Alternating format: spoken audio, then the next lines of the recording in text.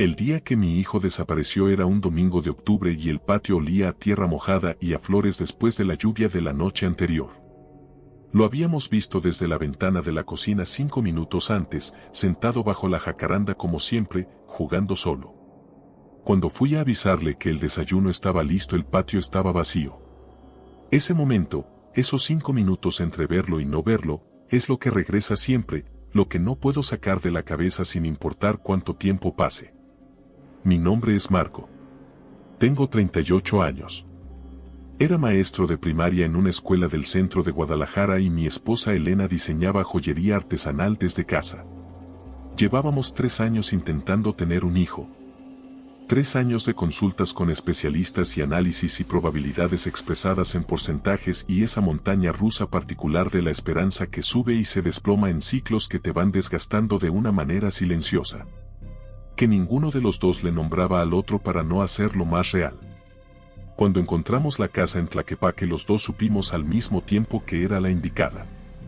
Era grande para 2 personas, paredes de adobe pintadas de amarillo desgastado, un patio interior con una jacaranda vieja que llenaba el suelo de flores moradas 3 meses al año, techos altos con vigas de madera oscura. Pisos de barro que crujían en puntos específicos que con el tiempo aprendimos de memoria como se aprenden las costumbres de algo vivo. El precio era accesible porque llevaba 2 años sin habitarse y los dueños querían librarse de ella.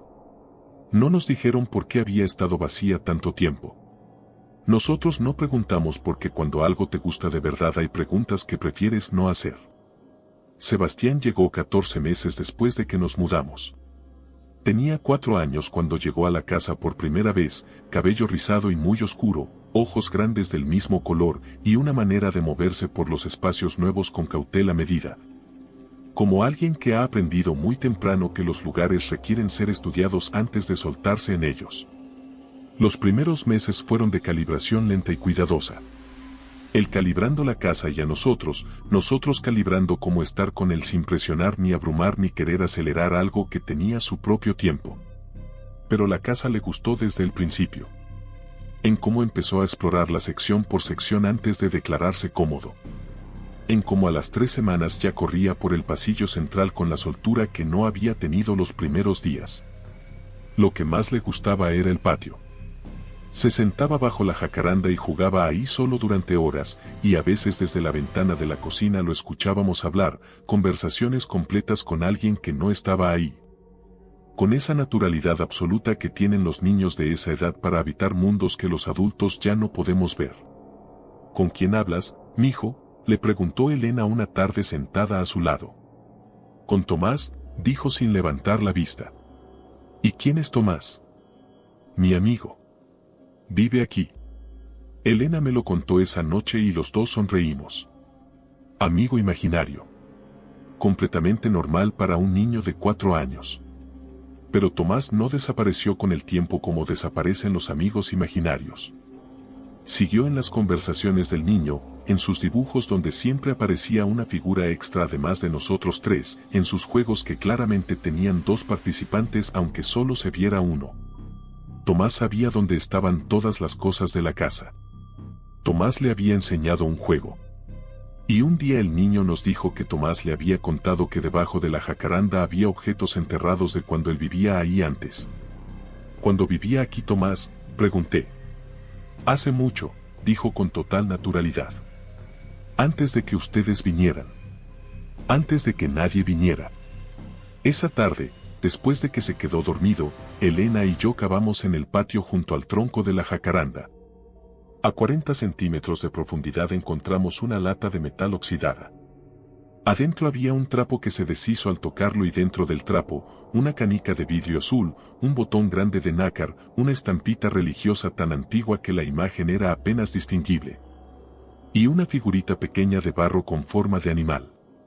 Objetos de niño guardados con cuidado, con esa lógica particular de los niños que entierran tesoros. Elena los puso en la repisa de la cocina sin decir nada. Yo la dejé hacer. Esa noche los dos dormimos mal sin comentarlo al día siguiente. Las semanas siguientes la rutina continuó normal por fuera, el niño al kinder, yo a mi escuela, Elena a su taller, cenas juntos, fines de semana tranquilos. pero yo empecé a escuchar algo de noche. Golpes en las paredes, pequeños y regulares, como si alguien del otro lado del adobe tocara con los nudillos muy suavemente, con esa cadencia de quien toca una puerta sin querer despertar a nadie. Una noche me levanté sin despertar a Elena y seguí el sonido por el pasillo hasta el cuarto del fondo del ala norte, el que usábamos como bodega, el que quedaba junto al cuarto del niño. Lo abrí con cuidado. El cuarto en silencio. Las cajas apiladas. El polvo sobre las superficies. Todo exactamente como debería estar, pero en la pared del fondo, en el adobe de la parte baja, había marcas que no recordaba haber visto antes. Pequeñas, hechas con algo filoso, trazadas en el mismo punto una y otra vez durante un tiempo que no podría calcular. Como alguien que golpea el mismo lugar repetidamente desde el otro lado. Cerré la puerta. No le dije nada a Elena. La mañana que el niño desapareció yo estaba en la cocina haciendo café y Elena en su taller terminando una pieza. Lo habíamos visto desde la ventana unos 5 minutos antes, sentado en su lugar de siempre bajo el árbol. Cuando fui a avisarle que el desayuno estaba listo, el patio estaba vacío. Revisamos la casa completa, todos los cuartos, todos los closets, el baño, el taller, la bodega, llamando su nombre. Salimos al callejón, a la calle, tocamos en las casas de los vecinos. Nada. Llamamos a la policía.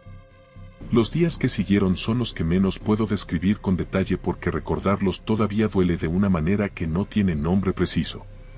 La búsqueda. Los carteles por todo Tlaquepaque. Los policías que venían con actualizaciones que no eran actualizaciones sino la misma ausencia de información dicha con palabras distintas. Elena dejó de dormir de manera normal. Dormitaba en momentos, en el sillón, en la silla del patio bajo la jacaranda, y despertaba de golpe como si algo la llamara desde adentro del sueño. Entre los dos se instaló un silencio nuevo, no el silencio cómodo de dos personas que se conocen bien, sino el silencio de dos personas viviendo el mismo dolor en habitaciones separadas dentro de sí mismas sin saber cómo cruzar. 3 meses después de la desaparición Elena empezó a escuchar los golpes. Me lo dijo una mañana en la cocina con una calma que me pareció más angustiante que si hubiera llorado.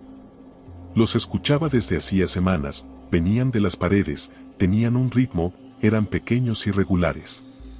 Le dije que yo también los había escuchado.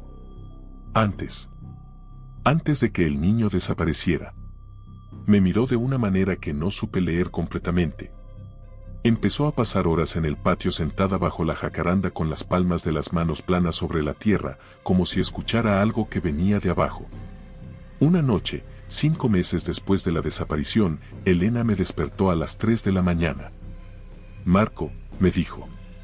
Escúchalo. Me quedé quieto en la oscuridad de la recámara. Los golpes. Pequeños y regulares. Desde la pared del fondo del pasillo. Desde la bodega. Nos levantamos los dos en silencio. Abrí la puerta de la bodega y encendí la luz. Las cajas. El polvo. Las marcas en el adobe que yo había visto meses antes y que ahora eran más numerosas y más profundas.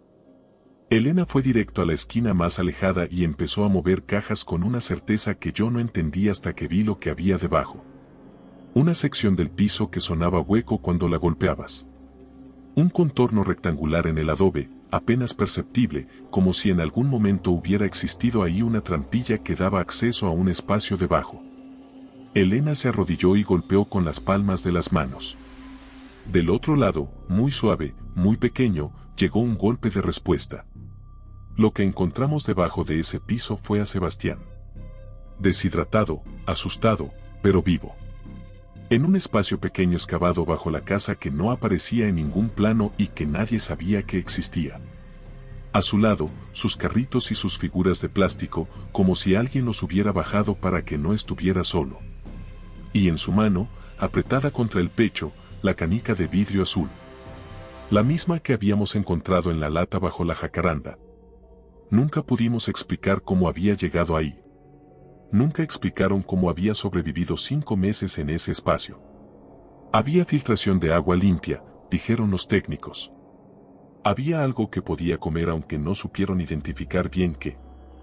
Había cosas que no cuadraban del todo pero que al final quedaron sin respuesta porque el niño estaba vivo y eso era lo que importaba. Cuando le preguntamos quién lo había ayudado ahí abajo, quién le había traído sus juguetes, quién le había enseñado dónde estaba el agua, respondió con la misma calma de siempre. Tomás. El niño tiene 7 años ahora. Ya no habla de Tomás. La familia está bien, Elena duerme, yo duermo, Sebastián va a la escuela y tiene amigos y a veces los trae a jugar en el patio bajo la jacaranda. Pero hace 2 semanas, mientras barría el cuarto que antes era la bodega y ahora es la sala de juegos del niño, encontré algo en el rincón del adobe.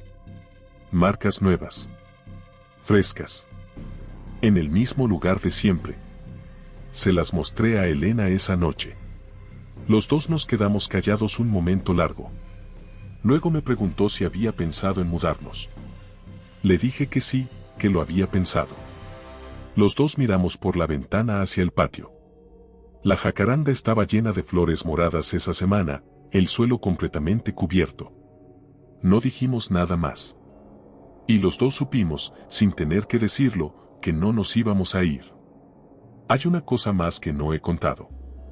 El día que encontramos al niño en el hospital, mientras los médicos lo revisaban, uno de los policías que había estado en la casa se sentó a mi lado en el pasillo. Un hombre mayor, de esos que llevan muchos años en el oficio y ya no se sorprenden fácilmente. Me dijo que antes de nuestra familia, muchos años antes, había vivido en esa casa una familia con un niño. Un niño que había muerto en circunstancias que nunca quedaron completamente claras. Un niño que, según los registros viejos que habían encontrado, se llamaba Tomás. Me quedé mirándolo sin decir nada. El policía tampoco dijo nada más. Se levantó, me puso una mano en el hombro un segundo, y desapareció por el pasillo. Nunca busqué esos registros. Hay preguntas que uno decide no hacer porque la respuesta no va a cambiar nada, pero sí puede cambiar otras cosas que es mejor dejar como están. Lo que sí sé es que el niño está vivo. Y que en nuestra casa aparecen marcas nuevas en el adobe de vez en cuando. Y que la jacaranda ese año floreció más que nunca.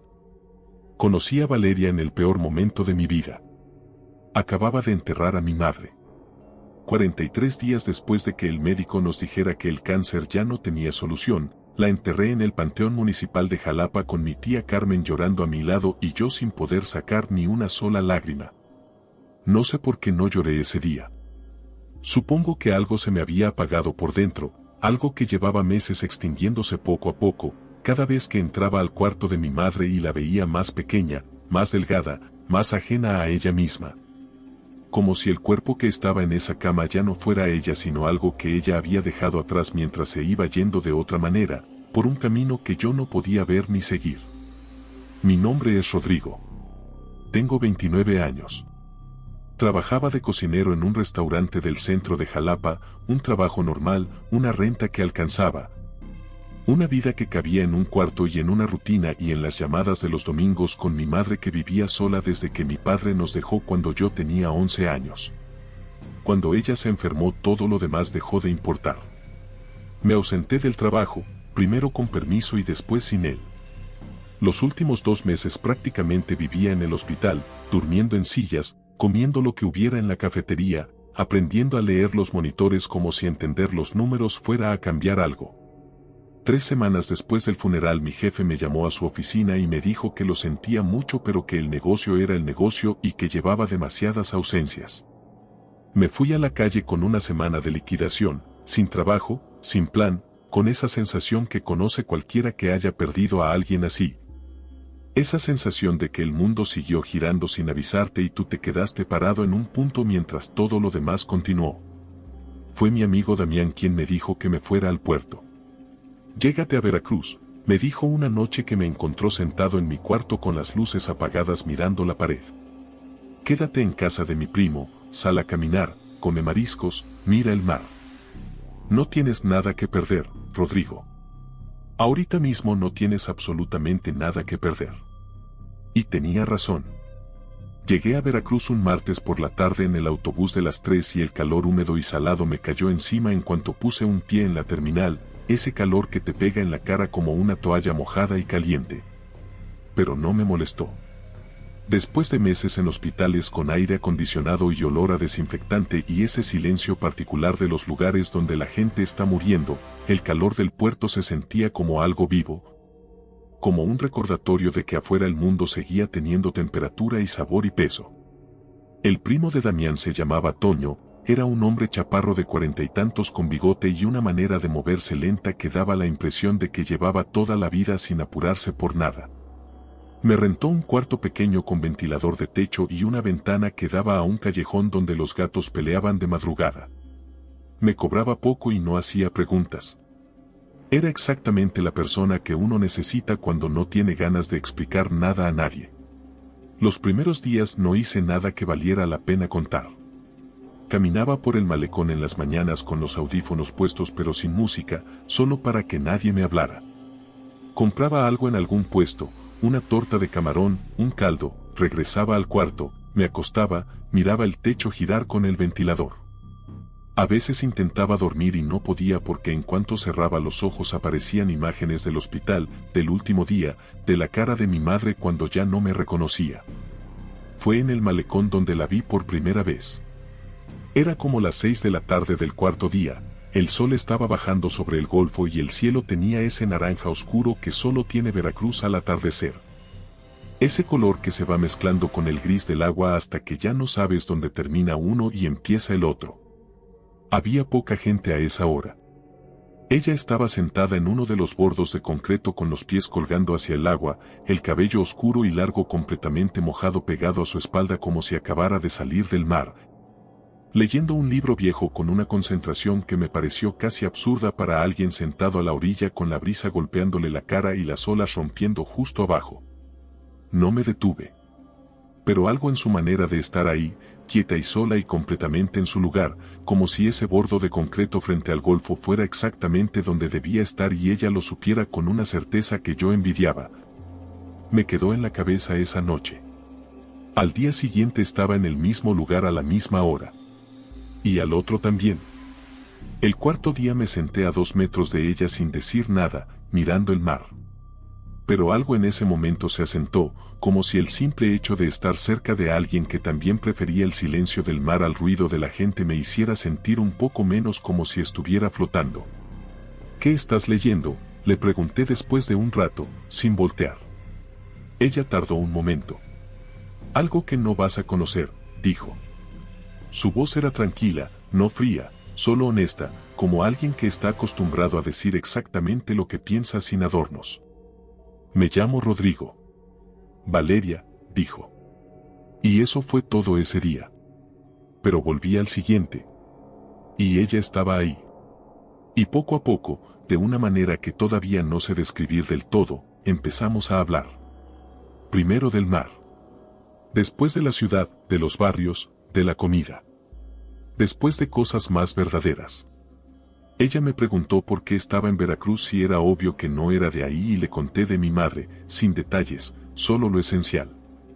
Ella me escuchó sin interrumpirme, sin decirme lo siento ni frases de condolencia de esas que no significan nada. Solo dijo, el mar ayuda. Pausa. No lo cura todo, agregó. Pero ayuda. Y tenía razón. Valeria era inteligente de una manera que a veces me costaba seguir, como si hubiera leído todo lo que existía sobre todo y además hubiera tenido tiempo de pensarlo y conectarlo con otras cosas. Hablaba de historia antigua y biología marina y astronomía y pintura del siglo XVII con la misma facilidad con que yo hablaba de recetas de cocina, pero no era de esas personas que hablan para impresionar.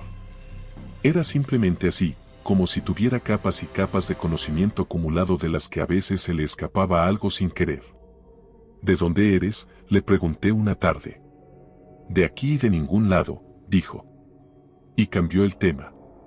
Cada vez que yo intentaba preguntarle algo concreto sobre su vida, su pasado, su familia, encontraba esa misma pared suave. No agresiva. Solo cerrada. Aprendí a no empujar porque ella tampoco me empujaba a mí y eso se sentía como un respeto que yo necesitaba. Empezamos a caminar juntos por las noches. El Mercado Hidalgo, el Callejón de la Huaca, los portales llenos de gente tomando café. Veracruz de noche tiene una vida particular que yo no conocía, hay música en cada esquina, hay olor a mariscos y a sal y a gasolina mezclados de una manera que debería ser horrible y sin embargo funciona. Cuando caminaba junto a Valeria sentía, por primera vez en muchos meses, que tenía peso, que estaba parado en algún lugar concreto, que no estaba flotando. Una noche, cerca del puerto viejo donde los edificios son más viejos y las calles más angostas, se detuvo frente a una pared larga cubierta de murales. Pinturas viejas, desgastadas por años de humedad y sal. Eran mujeres. Solo mujeres. Mujeres en el mar, mujeres en la orilla con los pies en el agua, mujeres mirando el horizonte con el cabello suelto, mujeres de espaldas. Valeria los miraba con una atención que no era la de alguien apreciando arte. Era más íntima. Más incómoda. ¿Las conoces?, le pregunté en broma. No sonrió. Son muy viejos, dijo. Vamos. No le di importancia en ese momento. Tendría que habérsela dado. La primera vez que noté que algo estaba mal fue una noche que llegué al malecón antes que ella y la vi desde lejos parada junto al bordo mirando el mar. Por un segundo, solo un segundo, la luz del farol la iluminó desde un ángulo raro y su piel se veía distinta. No sé cómo explicarlo. Más densa. Con una textura que no era la de la piel humana, como algo que tiene escamas tan pequeñas que casi no se ven pero que están ahí. Parpadeé. Cuando volví a mirar era Valeria normal con su chamarra delgada y su cabello moviéndose con el viento. Me dije que era el cansancio. Que llevaba semanas durmiendo mal. Que mi mente me estaba jugando trucos. Me lo creí porque quería creérmelo. 5 días después pasó algo que no pude ignorar con esa misma lógica. Habíamos caminado hasta una parte del malecón que ya no es turística, donde los botes de pesca viejos están amarrados y el agua huele a fondo marino, más oscura, más antigua. Nos sentamos en unas piedras y estábamos hablando cuando de pronto Valeria se quedó callada a la mitad de una frase y miró sus manos. Me quedé en silencio esperando. Tengo que irme, dijo. ¿Qué pasó? Nada. Tengo que irme ya. Se paró tan rápido que casi tropezó y caminó hacia la calle con pasos rígidos sin voltear. Y cuando la luz del último farol la alcanzó antes de que doblara la esquina lo vi. En su cuello. Una línea oscura, gruesa, que subía desde el hombro hasta detrás de la oreja. No era una vena. No era una cicatriz. Era algo que se movía. No fue al malecón los días siguientes ni contestó cuando fui a tocar a su puerta. Una señora mayor que barría la banqueta me dijo que sí, que había una muchacha así, que vivía en el segundo piso del edificio de ladrillo en la calle Arista, el que tenía la puerta verde. Toqué 3 veces. Nadie abrió.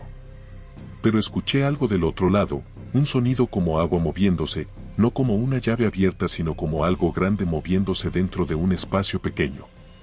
Al día siguiente la puerta estaba entreabierta. La empujé despacio y llamé su nombre.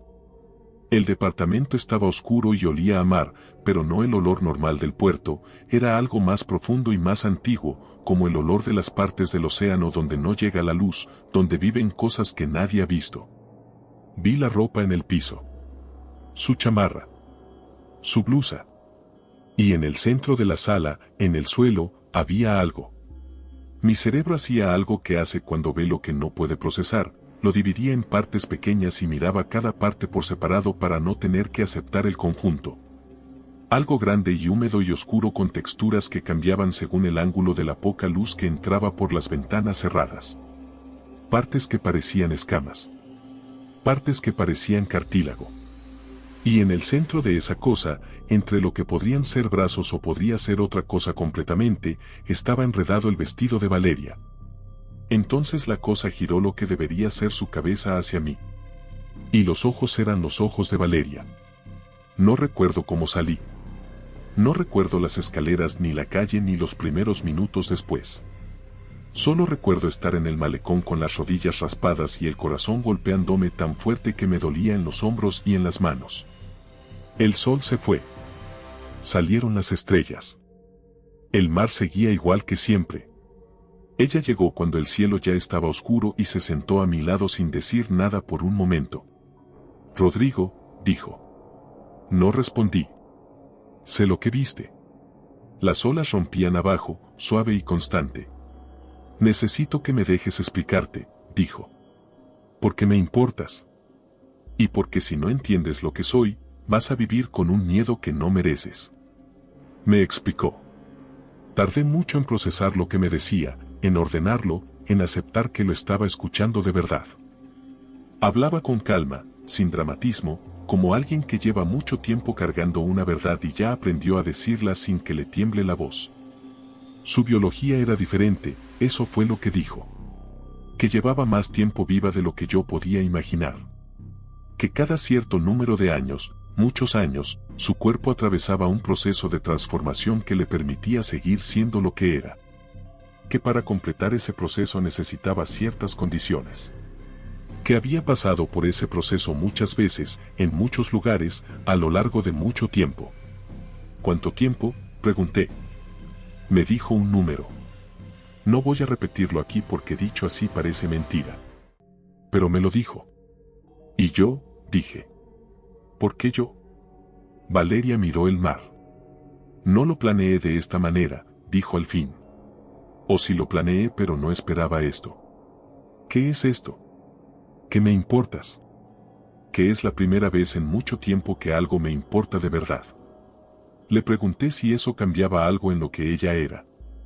Si importarle a alguien la hacía más humana. Dijo que sí. Que había algo en su biología que respondía a eso. Que si ella llegaba a sentir algo genuino por alguien, algo en su proceso cambiaba. Y ese cambio significaba dejar de ser lo que había sido durante todo ese tiempo. ¿Y eso es lo que quieres?, le pregunté. No lo sé, dijo. Tengo miedo. Era la primera vez que la escuchaba sonar completamente humana. No el miedo de las películas. El miedo real, el que suena pequeño y honesto y sin adornos. No me fui esa noche. Me quedé a su lado en el malecón hasta que el cielo se fue poniendo gris con el amanecer, hablando, callando, escuchando el mar. Me habló de los murales. Soy yo, dijo. Todas. En diferentes momentos. Las mujeres mirando el mar. Las mujeres con el cabello suelto en el horizonte. Llevaba tanto tiempo en ese puerto que se había convertido en parte de su memoria, en algo que los pescadores viejos nombraban a veces sin saber que era real. Una mañana llegué al malecón y no estaba. Fui a su departamento. La puerta abierta. El olor a mar profundo y antiguo. Y ella en el piso otra vez, pero esta vez era claramente Valeria y claramente no lo era al mismo tiempo, como si estuviera en un punto intermedio, como si algo dentro de ella estuviera peleando contra algo más grande. Me senté en el piso a su lado. No me moví. Le hablé. No sé si me escuchaba, pero le hablé. Hablé de cosas pequeñas y sin importancia. De mi madre. De Jalapa. De la primera vez que aprendí a hacer arroz y lo dejé pegado y mi madre me regañó y luego se rió. Le hablé hasta que mi voz se fue poniendo ronca y el cuarto fue cambiando de oscuro a gris con la madrugada. Y en algún momento, sin que yo pudiera decir exactamente cuándo, la cosa en el piso dejó de ser la cosa. Abrió los ojos. Me miró. Rodrigo, dijo. Solo eso. Aquí estoy, le dije. Cerró los ojos. Esta vez era el cierre de alguien que descansa, no de algo que está cambiando. Nunca me dijo si lo que pasó esa noche fue definitivo. Si el proceso había terminado o solo se había pausado. Hay preguntas que ella no responde y yo he aprendido a no hacerlas. Eso fue hace 8 meses. Sigo en Veracruz. Encontré trabajo en un café cerca del malecón. Valeria sigue aquí. Algunas mañanas camina conmigo y parece completamente normal y yo casi logro olvidar lo que sé. Otras noches me despierto y el cuarto huele diferente, ese olor a mar antiguo y oscuro, y sé que algo en ella está moviéndose de nuevo. Solo sé que el mar sigue ahí. Y que algunas noches, cuando la miro dormir, pienso en lo que me dijo esa primera tarde en el malecón cuando yo era un hombre roto que había llegado al puerto sin ningún plan. El mar ayuda, me había dicho. Todavía no sé si me hablaba del mar o de ella misma. Creo que eran la misma cosa. Hay algo que nadie te dice sobre salir de una relación así. No te dicen que el miedo no desaparece cuando cierras la puerta por última vez. No te dicen que tu cuerpo tarda mucho más que tu mente en entender que ya estás a salvo. No te dicen que hay noches en que te despiertas con el corazón desbocado sin saber por qué y tardas varios segundos en recordar que ya no está, que ya no puede hacerte nada. Que esa puerta tiene seguro y que el seguro lo pusiste tú misma, con tus propias manos, el día que por fin fue tuya. Nadie te dice esas cosas porque la gente prefiere la historia bonita. La que termina cuando te vas. La que tiene un final claro y limpio y reconocible. Mi nombre es Sofía. Tengo 32 años. Vivo en la colonia Narvarte, en la Ciudad de México, en un departamento que encontré yo sola, que renté con mi propio dinero. Que pinté yo sola un fin de semana con ayuda de mi amiga Mariana y música a todo volumen porque podía, porque nadie me iba a decir que ese color no quedaba bien o que ese cuadro no iba ahí. Trabajo en una agencia de diseño en la Roma Norte. Tengo plantas que cuido yo sola. Tengo una vida que construí desde cero después de que la otra se derrumbó. Llevo 16 meses fuera de esa relación. Y todavía no estoy segura de que él se haya ido. Conocí a Andrés hace 4 años en una conferencia de tecnología en el Palacio de los Deportes. Era el tipo de hombre que llena una habitación sin proponérselo, o eso creía yo entonces. Ahora sé que todo en él estaba calculado para producir exactamente esa impresión. Alto, bien vestido, con una manera de hablar pausada y precisa que hacía sentir a cualquiera que lo que estaba diciendo era lo más importante del día. Era el fundador de una empresa de desarrollo tecnológico con contratos gubernamentales. Dinero viejo mezclado con dinero nuevo. El tipo de persona que conoce a todo el mundo y a quien todo el mundo quiere conocer. Me enamoré rápido. Demasiado rápido, entendí mucho tiempo después. Los primeros meses fueron perfectos de esa manera que ahora reconozco como señal de alarma. Demasiada atención, demasiados detalles, demasiada presencia constante y calibrada. Andrés siempre sabía exactamente qué decir y exactamente cuándo decirlo. Sabía escucharte como si fueras la única persona en el mundo que valía su tiempo. Era un arte lo suyo. Tardé en entender que era precisamente eso, un arte, algo aprendido y ejecutado con una precisión que no tenía nada de espontáneo ni de genuino. Después empezaron las otras cosas. Pequeñas al principio, siempre pequeñas al principio. Un comentario sobre mi ropa que sonaba a observación pero tenía dientes adentro. Una pregunta sobre con quién había comido que sonaba a interés pero era vigilancia disfrazada. Una expresión en su cara cuando yo llegaba más tarde de lo que él esperaba, no enojo sino algo más frío, más difícil de nombrar, algo que yo aprendí a temer más que el enojo porque al menos el enojo tiene forma. Para cuando entendí lo que estaba pasando llevaba 2 años viviendo en su casa en las lomas de Chapultepec, había perdido contacto con la mayoría de mis amigos. Había dejado mi trabajo anterior por uno que él consideraba más apropiado para nuestra vida en común y había perdido una versión de mí misma que todavía, 16 meses después, sigo tratando de recuperar pieza por pieza. Me fui una noche de martes. Lo planeé durante semanas con una meticulosidad que nunca había aplicado a ninguna otra cosa. Guardé ropa en mi oficina poco a poco, un par de prendas por semana. Saqué mis documentos en diferentes momentos, el acta de nacimiento un día, el pasaporte otra semana, como si estuviera construyendo algo en secreto dentro de una casa que me observaba. Le pedí a Mariana que me esperara en su coche a 3 cuadras. Esperé a que Andrés estuviera en una de sus llamadas de trabajo, esas que duraban horas, y salí por la puerta de servicio sin voltear, sin despedirme de nada, porque despedirse era el tipo de cosa que te podía detener. Mariana arrancó sin decir nada. No miré atrás. 2 meses después de que me fui, me llegó la noticia de que Andrés había muerto. Su asistente me llamó para decirme que había tenido un accidente en su casa, una caída en el estudio privado del 2º piso. Lo encontraron al día siguiente cuando no se presentó a una reunión de la mañana. Y esa noche, esa misma noche, dormí de una manera en que no había dormido en años. Profundo, sin interrupciones, sin despertar a las 3 de la mañana con el corazón acelerado sin razón aparente. Durante el mes siguiente traté de reconstruir mi vida con más energía que antes. Proyecto nuevo en la agencia. Cenas con Mariana 2 veces por semana. Más plantas. Cocinar cosas nuevas solo porque quería. Caminar por la Narvarte en las noches sin revisar el teléfono cada 5 minutos. Pero entonces empezaron los eventos que no sé cómo explicar.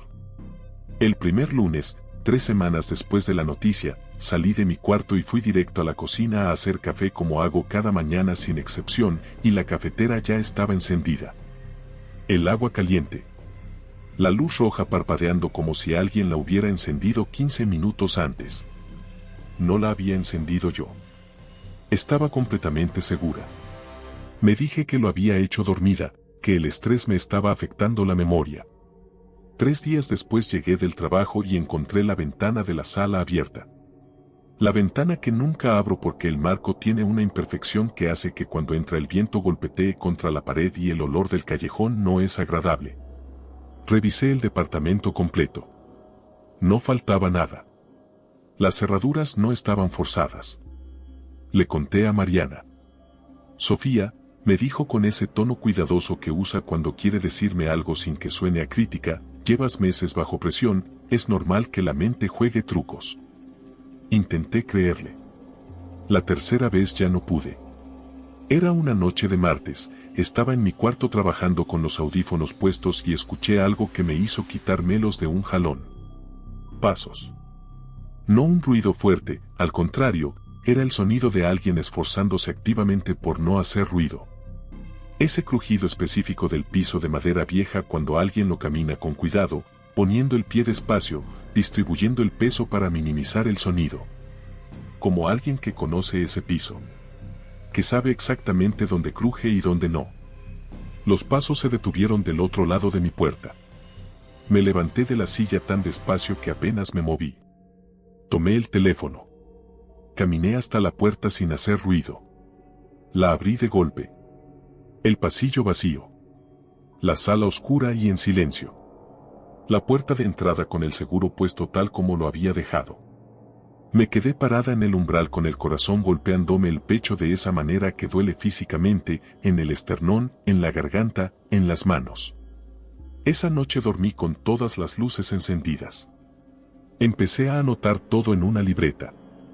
La agenda movida 2 centímetros de donde yo siempre la dejo. El grifo de la cocina a medio abrir cuando yo lo había cerrado bien. El libro en el escritorio que yo recordaba haber dejado en el buró.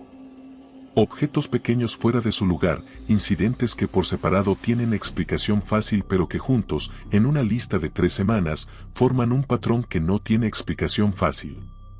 Fui con mi médico. Lo vi leer la libreta con esa atención clínica de quien está decidiendo si lo que escucha es un síntoma o una exageración. Me mandó análisis, me preguntó si dormía, me preguntó con mucho cuidado si había considerado hablar con un psicólogo especializado en trauma relacional. Salí con la sensación de haber sido escuchada sin haber sido creída. Fue Mariana quien finalmente dejó de no tomarlo en serio. Vino un miércoles y le conté todo sin ordenarlo para que sonara más lógico, sin suavizarlo para que fuera más digerible. Le conté exactamente cómo era, desordenado y asustado y real. ¿Pusiste cámaras?, me preguntó cuando terminé. No se me había ocurrido. 2 días después tenía 3 cámaras instaladas, una en la sala apuntando a la puerta de entrada, una en el pasillo, una en la cocina, todas conectadas a mi teléfono. La primera semana nada. La segunda semana, un martes a la 1:15 de la mañana, me despertó una notificación. Movimiento detectado. Sala. Abrí la aplicación con los dedos que no me obedecían del todo bien. La cámara grababa en modo nocturno, todo en verde y gris espectral. La sala parecía vacía. Pero en la esquina junto a la repisa de los libros había algo. No era una figura completa. Era una distorsión, como el calor sobre el asfalto que dobla las imágenes del fondo, pero en frío, en la madrugada, dentro de mi propia sala. Una distorsión con forma. Con la forma general de una persona parada con los brazos ligeramente separados del cuerpo y la cabeza inclinada hacia un lado. Esa inclinación la reconocí antes de entender por qué. Era la manera en que Andrés inclinaba la cabeza cuando estaba observando algo. Cuando lo estaba evaluando. La distorsión cruzó la sala despacio. Se detuvo en el centro. Y giró hacia la cámara. Apagué el teléfono. Encendí todas las luces del cuarto. Me senté en la cama con la espalda contra la pared y no me moví hasta que el cielo empezó a aclarar por la ventana. Mariana vio el video al día siguiente, 3 veces, y no dijo que era mi imaginación ni un problema técnico. Dijo que teníamos que buscar ayuda pero que no sabía de qué tipo. Yo sí sabía. Fui a la empresa de Andrés sin plan concreto, solo con la necesidad de confirmar lo que ya estaba sospechando aunque todavía no me lo dijera con todas las palabras. Hablé con uno de sus socios. Le pregunté por los detalles del accidente. Lo vi incomodarse de una manera que no correspondía a la pregunta de alguien que simplemente quiere saber qué pasó. Fue rápido, me dijo. Una caída en el estudio. ¿Estaba solo? Sí. ¿Encontraron algo raro? Una pausa demasiado larga para una respuesta que debería ser simple. No, dijo. Nada raro. Esa noche entré a su correo. Andrés me había dado su contraseña años atrás para revisar algo mientras viajaba. Nunca la cambió. Tardé 3 intentos. Lo que encontré me tomó horas procesar. Proyectos que nunca me mencionó. Especificaciones técnicas de dispositivos que no tenían nombre reconocible. Y entre todo eso, una carpeta con mi nombre completo. Adentro había fotografías de mi departamento tomadas desde adentro. Desde el centro de cuartos completamente vacíos. Desde ángulos imposibles, ángulos que no corresponden a ninguna ventana, a ningún lugar donde una persona pueda estar parada. Y había fotografías de mí durmiendo. Tomadas desde una posición que no puede existir en ese cuarto si eres una persona normal con un cuerpo que ocupa espacio. Llamé a Mariana sin poder hablar todavía. Necesitaba que hubiera una voz al otro lado de la línea mientras seguía leyendo. Lo que Andrés había desarrollado en su empresa no era solo software. Había tecnología que nunca llegó al mercado porque nunca fue pensada para eso. Había especificaciones técnicas en esas carpetas que explicaban la distorsión en mis cámaras. Que explicaban los pasos en el pasillo. Que explicaban cada cosa que yo había estado anotando en mi libreta durante semanas. Mariana vino esa noche, vio el archivo, se quedó callada un momento muy largo, y dijo: tienes que irte de aquí esta noche. Nos fuimos. Contraté a un técnico para revisar el departamento a fondo. Dijo que la tecnología que encontró parecía experimental, que nunca había visto nada igual, que iba a llevar muestras a analizar y me llamaba en 48 horas. Nunca llamó. Volví al departamento. Cambié todas las cerraduras. Sellé cada espacio que el técnico había abierto. Nuevos seguros en cada ventana. Y durante 6 meses, nada. Silencio. Normalidad. Dormía bien. Comía bien. Trabajaba. Empecé a creer que había terminado. Que lo que él había dejado de funcionar. Que por fin estaba a salvo. Eso fue hace 3 semanas. Ayer por la mañana fui al baño a lavarme los dientes. El espejo estaba empañado como cuando alguien se acaba de bañar, ese vapor blanco que lo cubre todo y lo deja opaco. Yo no me había bañado todavía. En el vapor del espejo, trazadas desde el otro lado con un dedo, había 2 palabras. Todavía aquí. El baño estaba frío con esa clase de frío que no viene del clima ni de la temperatura de las paredes. Tomé el teléfono. Llamé a Mariana. No contestó. Estaba sola en ese baño con esas 2 palabras mirándome desde el espejo y el sonido del grifo de la tina que alguien había dejado apenas abierto, solo un hilo de agua cayendo, apenas audible. Yo nunca dejo el grifo abierto. Nunca. Miré las palabras un momento más y luego miré el grifo y luego miré mis propias manos porque no sabía qué más mirar. Y entonces el espejo volvió a empañarse. Despacio, desde el centro hacia los bordes, como si alguien estuviera respirando muy cerca del vidrio desde el otro lado. Desde mi lado el espejo estaba completamente frío. El primer acuerdo que hicimos fue no llorar en voz alta. Suena cruel escrito así. Y entiendo por qué suena así. Pero cuando llevas semanas viviendo con el miedo de que cualquier sonido por encima de cierto volumen puede traer lo que sea que está afuera, llegas a acuerdos que en cualquier otra circunstancia serían impensables. El llanto en silencio. La risa contenida hasta que solo es aire. Las discusiones en susurros tan bajos que a veces no estás seguro de si el otro te está escuchando o solo asintiendo para no hacer preguntas. Así vivíamos Claudia y yo. Mi nombre es Ernesto. Vivo, o vivía, en un rancho a 40 minutos de Hermosillo, Sonora, en el kilómetro 22 de la carretera que va hacia el norte.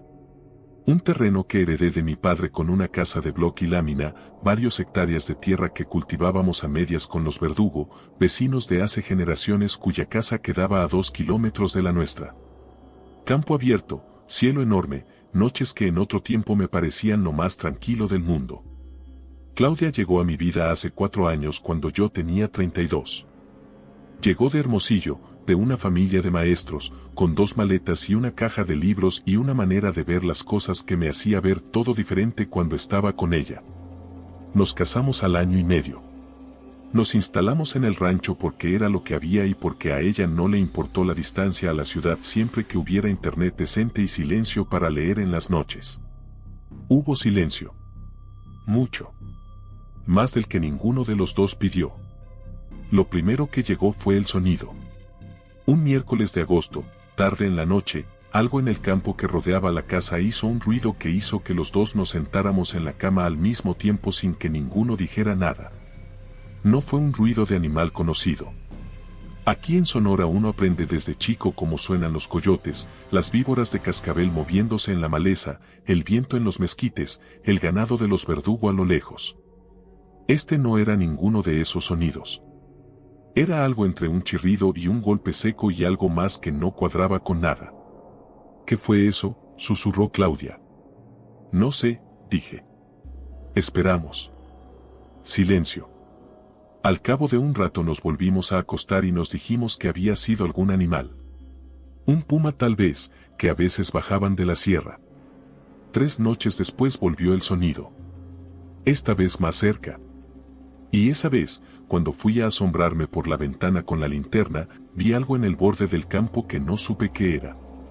Grande. En 2 patas pero no de manera humana, con una manera de moverse que no correspondía a nada que yo conociera.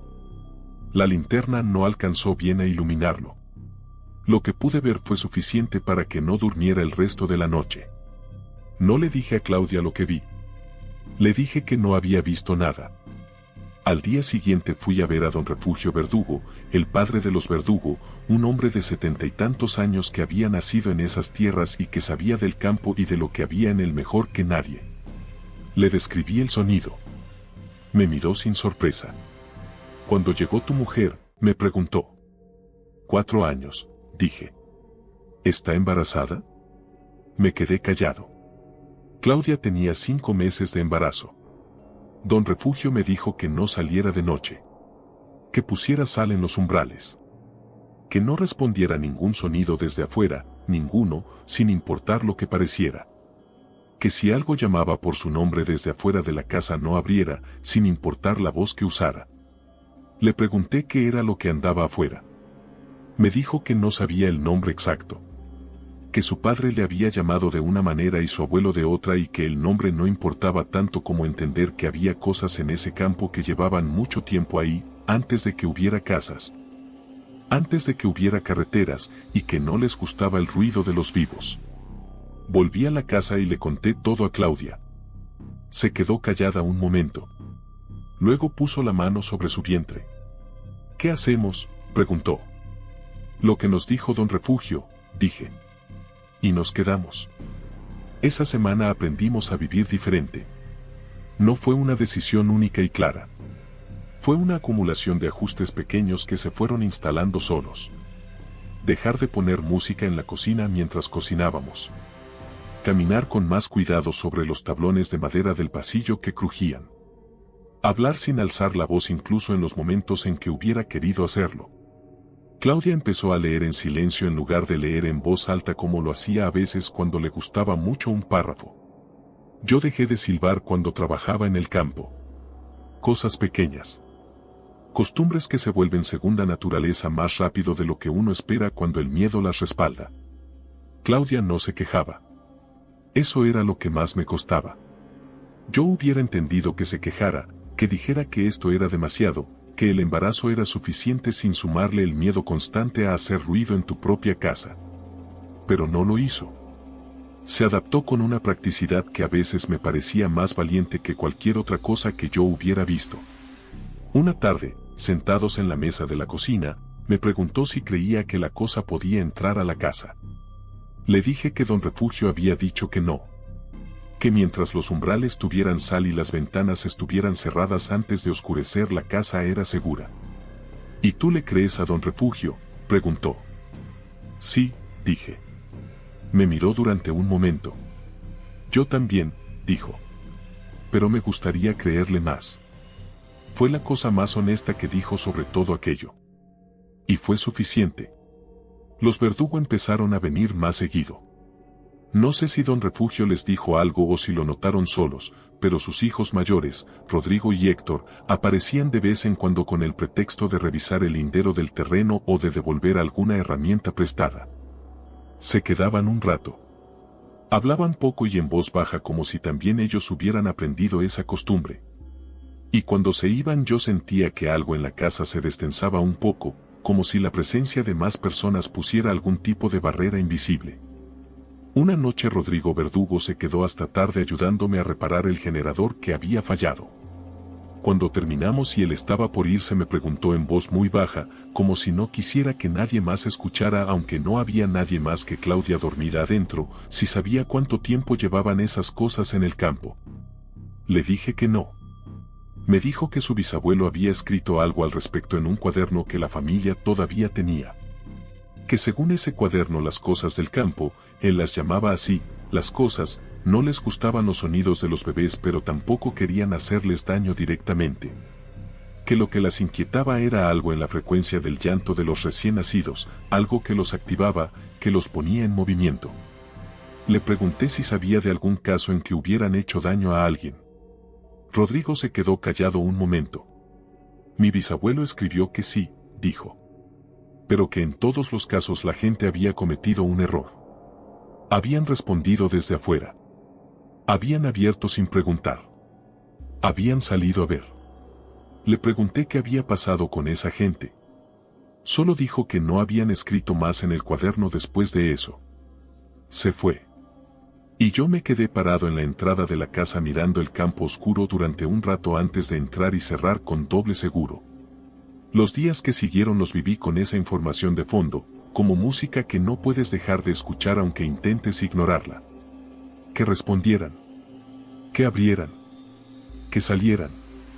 3 errores que la gente del cuaderno de Rodrigo Verdugo había cometido y que habían dejado páginas en blanco después. No iba a cometer ninguno de los 3. O eso me decía.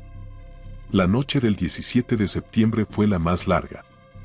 Claudia tenía 7 meses de embarazo. Era una noche caliente, de esas de Sonora en las que el calor no baja ni con la oscuridad y la tierra sigue irradiando temperatura varias horas después del sol. Estábamos en la cama con el ventilador de techo encendido. El único ruido que permitíamos de noche porque era constante y predecible y su frecuencia llenaba el silencio de una manera que resultaba menos angustiante que el silencio total. A la 1 de la mañana los sonidos del campo empezaron. No en el perímetro como las veces anteriores. Más cerca. Mucho más cerca. Como a 100 metros de la casa, en el lado del mezquite grande que yo usaba como referencia para medir el terreno. Claudia abrió los ojos al mismo tiempo que yo. Nos miramos en la oscuridad sin decir nada. Escuchamos. El sonido se acercó. 50 metros. 30. Se detuvo. Hubo un silencio largo. Tan largo que empecé a pensar que se había ido, que había cambiado de dirección, que la sal en los umbrales había funcionado. Y entonces algo tocó la pared de la casa. No la puerta. La pared de bloc del lado norte. Un golpe suave, casi delicado, como si quisiera saber si había alguien adentro. Claudia me apretó el brazo tan fuerte que al día siguiente tenía los dedos marcados. No me moví. El golpe se repitió 3 veces. Con un ritmo que no era al azar sino considerado, como alguien que toca esperando que le abran. Luego silencio. Luego, desde afuera de la pared norte, una voz. Era mi voz. Mi voz diciendo mi nombre. Ernesto. 2 veces. Con mi entonación exacta, con esa manera particular que tengo de pronunciar las eses que Claudia siempre me señalaba con cariño. Mi voz desde afuera de mi casa a la 1 de la mañana llamándome a mí mismo. Claudia no respiraba. Yo tampoco. No respondí. No salí. No abrí. La voz lo intentó 2 veces más. Luego cambió. Ya no era mi voz. Era otra que no reconocí. Luego silencio largo. Los sonidos del campo se fueron alejando en dirección norte hasta que desaparecieron. Ninguno de los dos habló en el resto de la noche.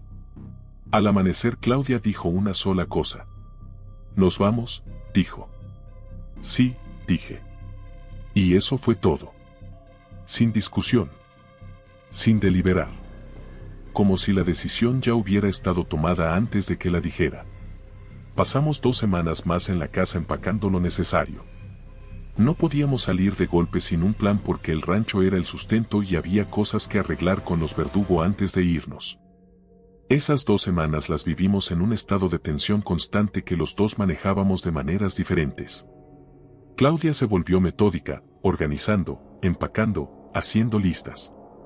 Yo me volví hipervigilante, durmiendo menos, pasando más tiempo mirando el campo desde la ventana durante el día para aprender sus ritmos, para saber cuándo estaba tranquilo y cuándo no. Aprendí cosas en esas 2 semanas. Aprendí que las cosas del campo no se acercaban cuando había viento fuerte. Que preferían las noches quietas, las noches con cielo despejado y sin movimiento de aire. Aprendí que el sonido del generador las mantenía lejos por alguna razón que no supe explicarme, tal vez el volumen, tal vez la frecuencia. Aprendí que el perro de los Verdugo, que a veces cruzaba el terreno de noche para los motivos que tienen los perros, ladraba en una dirección específica cuando algo andaba cerca. Y esa dirección nunca era la misma que la del viento o la de un animal normal. Compartí todo esto con Don Refugio en una de sus visitas. Me escuchó con atención. Luego me dijo que lo que yo había aprendido en 2 semanas le había tomado a su familia 3 generaciones. No sé si era un cumplido o una advertencia. La última noche en el rancho no hubo sonidos. Ni uno. El campo estuvo completamente quieto de una manera que no era tranquilizadora sino todo lo contrario. Como cuando el silencio antes de algo es más pesado que el ruido del algo mismo. Salimos al amanecer con la camioneta cargada. Don Refugio nos esperaba en la entrada del camino para despedirnos. Nos dio a cada uno la mano. A Claudia le dijo algo en voz muy baja que yo no escuché. Ella asintió. Cuando arrancamos y me asomé por el espejo retrovisor, Don Refugio seguía parado en la entrada mirando no hacia nosotros sino hacia el campo. Como vigilando que nada nos siguiera. O verificando que algo se quedara. Tendríamos que habernos ido. Lo sé ahora. Pero en ese momento irse parecía más peligroso que quedarse, como si movernos fuera a llamar más atención que quedarnos quietos. Esa semana pusimos sal. Cerramos todo antes de que oscureciera. Dejamos de encender luces en el exterior de noche. Hablábamos en voz baja incluso de día, un hábito que se fue instalando sin que lo decidiéramos formalmente. Por un tiempo funcionó. O eso creímos. Los sonidos seguían llegando de noche pero se mantenían en el perímetro del campo, lejos de la casa.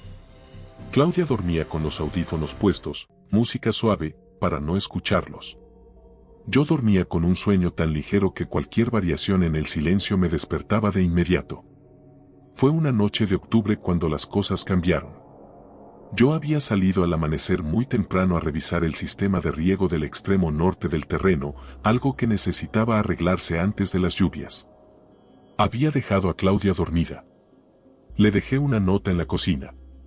Le dije que regresaba antes del mediodía. Estaba a unos 800 metros de la casa cuando el silencio cambió. No es fácil describir cómo cambia el silencio cuando cambia de esa manera. Es como cuando estás en una habitación y alguien más entra aunque no hagas ruido. Hay una diferencia en el aire, en el peso de lo que hay alrededor. Me detuve. En el campo, a unos 50 metros de mí, había algo parado entre los mezquites. No lo vi completo.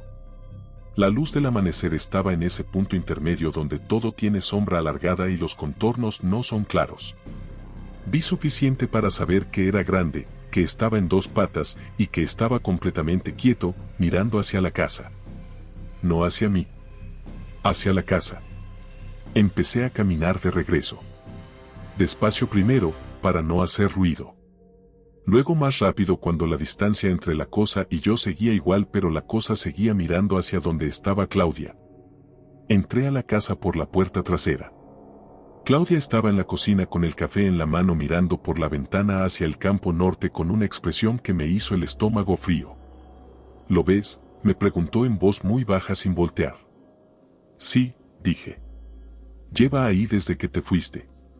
No habló durante un momento. Luego, en el mismo susurro, dijo, Ernesto, se me rompió la fuente. Me quedé paralizado. Aún no, dije. Todavía no es momento. Esperemos a que se vaya. No se va, dijo Claudia. Lleva 2 horas ahí. Las contracciones eran cada 20 minutos. Luego cada 15. El hospital quedaba a 40 minutos de carretera. Claudia no hacía ruido cuando le llegaba una contracción, apretaba mi mano y respiraba y dejaba que pasara, con una voluntad que todavía hoy no me explico del todo. Afuera la cosa en el campo no se había movido. Llamé a Don Refugio al celular. Me contestó al primer timbre como si estuviera esperando la llamada. Le expliqué. Hubo silencio al otro lado. Salgan por la puerta sur, me dijo. No hagan ruido. Al coche, motor en neutro hasta la carretera, arrancan hasta que estén en el asfalto. No se detengan. No miren hacia el campo cuando salgan. ¿Y si nos sigue?, pregunté. No va a seguir hasta la carretera, dijo. Esas cosas no cruzan el asfalto. Nunca le pregunté por qué. Había cosas que Don Refugio decía con una certeza que no invitaba a la pregunta de seguimiento. Salimos por la puerta sur con lo mínimo. Claudia se apoyaba en mí y caminaba sin hacer ruido aunque le llegara una contracción, apretando los dientes, apretando mi brazo. Llegamos al coche. Lo puse en neutro. Rodamos por el camino de terracería hasta la carretera sin encender el motor. No miré hacia el campo. No sé si Claudia lo hizo.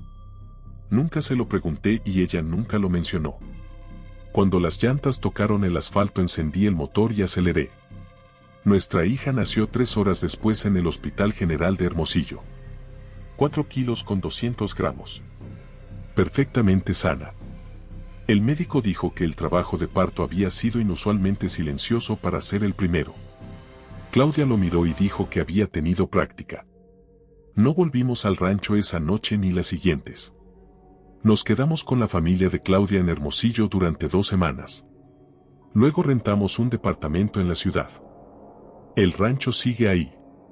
Los Verdugo lo cuidan a medias a cambio de quedarse con la cosecha. Don Refugio me llama de vez en cuando para contarme cómo están las cosas. La última vez que habló conmigo me dijo que los sonidos de noche habían disminuido desde que nos fuimos.